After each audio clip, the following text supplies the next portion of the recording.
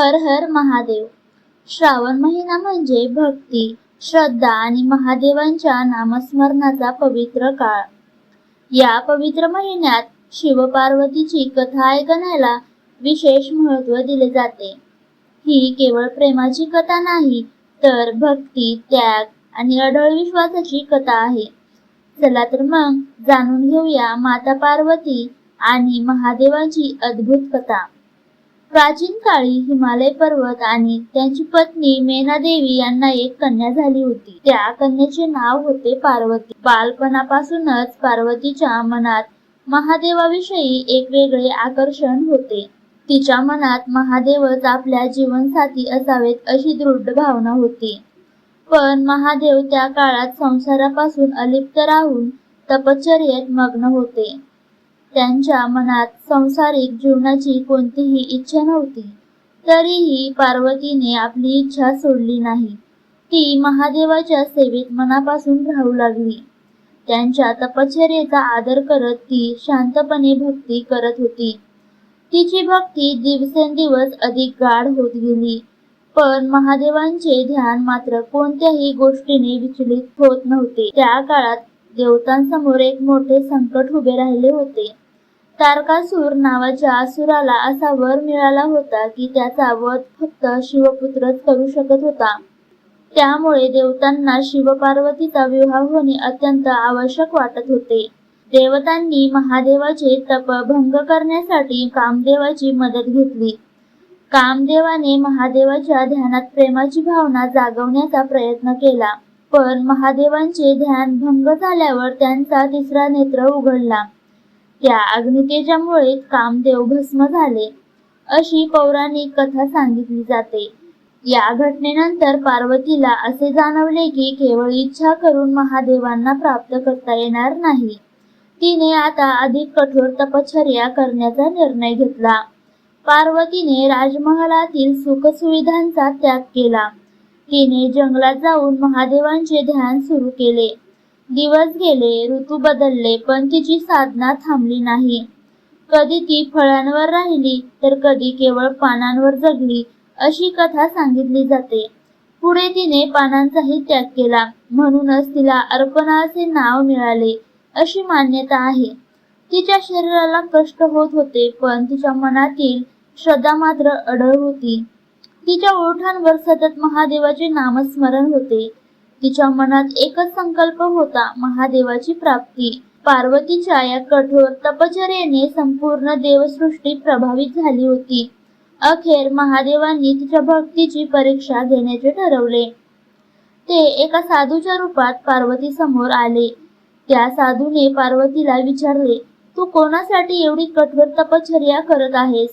पार्वतीने नम्रपणे उत्तर दिले, मी महादेवांना पती म्हणून प्राप्त करण्यासाठी तप करत आहे. तेव्हा त्या साधूंनी महादेवांबद्दल अनेक प्रश्न उपस्थित केले. त्यांनी म्हटले, महादेवांना ना राजेशाही वस्त्रे आहेत, ना सोन्याचे दागिने. त्यांच्या अंगावर भस्म आहे आणि गळ्यात सर्प आहे. ते शमशानात वावरतात आणि त्यांचे रूपही विलक्षण आहे. पण पार्वतीच्या मनात महादेवांविषयीची श्रद्धा किंचितही कमी झाली नाही. तिने ठामपणे सांगितले की मला महादेवांचे बाह्य रूप नको, मला त्यांचे सत्य आणि त्यांचे शिवत्व प्रिय आहे. पार्वतीचे हे उत्तर ऐकून त्या साधूंचे खरे रूप प्रकट झाले. तो साधू दुसरा तिसरा कोणी नसून स्वतः महादेव होते. पार्वतीची भक्ती आणि तिचा आढळ विश्वास पाहून महादेव प्रसन्न झाले. त्यांनी पार्वतीला आपली पत्नी म्हणून स्वीकारण्याची इच्छा व्यक्त केली. त्या क्षणी पार्वतीच्या तपश्चर्येला यश मिळाले. हिमालयाच्या राजवाड्यात शिवपार्वतीच्या विवाहाची तयारी सुरू झाली होती. देवता, ऋषी, मुनी, अनेक दिव्य शक्ती या विवाहासाठी उपस्थित झाले. महादेवाची वरात निघाली तेव्हा ती अत्यंत अनोखी होती. त्यांच्या सोबत गण, भूत, प्रेत आणि विविध दिव्य शक्ती असल्याचे वर्णन पुराण कथांमध्ये आढळते. महादेवांचे ते अद्भुत रूप पाहून मेनादेवी सुरुवातीला घाबरल्या, अशी कथा आहे. पण महादेवाचे खरे स्वरूप समजल्यावर त्यांचा सन्मान करण्यात आला. अखेर शुभ मुहूर्तावर शिव आणि पार्वतीचा विवाह संपन्न झाला. हा विवाह केवळ दोन व्यक्तींचा नव्हता, तो शिव आणि शक्तीच्या मिलनाचे प्रतीक मानला जातो. महादेव म्हणजे शिव आणि पार्वती म्हणजे शक्ती. शिवाशिवाय शक्ती अपूर्ण, अशी शक्तीशिवाय शिव निष्क्रिय, अशी आध्यात्मिक भावना या कथेत मांडली जाते. त्यामुळे शिव पार्वतीचे नाते भक्तांसाठी आदर्श मानले जाते. त्यांच्या संसारात प्रेम होते, पण त्यासोबत समजूतदारपणाही होता. पार्वतीने महादेवांच्या कठोर आणि विरक्त स्वभावाला समजून घेतले. महादेवांनीही पार्वतीच्या भक्तीचा आणि सामर्थ्याचा सन्मान केला. पुढे याच दिव्य दाम्पत्याच्या घरात गणपती आणि कार्तिकेय यांचा जन्म झाल्याचे पुराणांमध्ये वर्णन आहे. गणपती बुद्धी आणि शुभतेचे प्रतीक मानले जाते. कार्तिकेय शौर्य आणि पराक्रमाचे प्रतीक मानले जाते. अशा प्रकारे शिव पार्वतीचे कुटुंब भक्तांसाठी आदर्श बनले. या कथेतून आपल्याला सर्वात मोठा संदेश मिळतो, तो म्हणजे अढळ श्रद्धेचा. पार्वती समोर अनेक अडचणी आल्या, पण तिने आपल्या ध्येयापासून कधीही माघार घेतली नाही. तिच्या तपश्चर्येत केवळ इच्छा नव्हती, तर समर्पण होतं. म्हणूनच तिची भक्ती आजही आदराने स्मरणात ठेवली जाते. श्रावण महिन्यात शिवपार्वतीची पूजा करण्यामागे ही भक्तीची भावना जोडली जाते. अनेक भक्त सोमवारी उपवास करून महादेवांची आराधना करतात. बेलपत्र, फुले आणि भक्तिभावाने पूजा करतात. पण महादेवांना सर्वात प्रिय काय आहे, असा प्रश्न विचारला तर उत्तर आहे मनातील खरी श्रद्धा. पूजा मोठी असण्यापेक्षा मन शुद्ध असणे अधिक महत्त्वाचे मानले जाते. पार्वती मातेची कथा आपल्याला शिकवते की खरे प्रेम स्वार्थी नसते. खऱ्या भक्तीत संयम असतो, खऱ्या श्रद्धेत अहंकार नसतो आणि खऱ्या संकल्पात परिस्थिती कितीही कठीण असली तरी मन डगमगत नाही. म्हणूनच श्रावणात महादेवांचे नामस्मरण करताना पार्वती मातेची भक्तीही आठवली जाते. ओम नमः शिवाय या पंचाक्षरी मंत्राचा जप अनेक शिवभक्त श्रद्धेने करतात.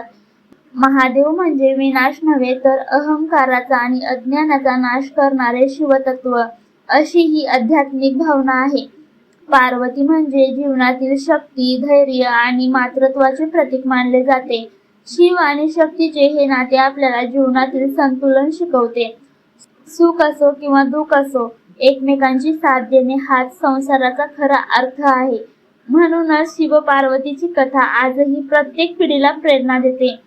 श्रावणाच्या प्रत्येक सोमवारी महादेवांचे स्मरण करताना मनात श्रद्धा ठेवा. देवाकडे मागताना केवळ भौतिक सुख मागण्यापेक्षा योग्य मार्गावर चालण्याची शक्ती मागा. पार्वती मातेप्रमाणे अढळ विश्वास आणि महादेवांसारखी शांतता आपल्या जीवनात येऊ दे. आपल्या घरात सुख, शांती आणि प्रेम नांदो, अशी प्रार्थना करूया. संकटाच्या काळात मन मजबूत राहो आणि योग्य निर्णय घेण्याची बुद्धी मिळो. महादेव आणि पार्वती मातेचा आशीर्वाद आपल्या सर्वांच्या जीवनावर सदैव राहो.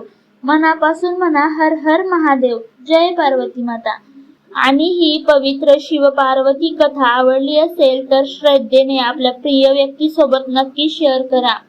आणि व्हिडिओ आवडल्यास व्हिडिओला लाईक आणि चॅनलला सबस्क्राईब करा. धन्यवाद.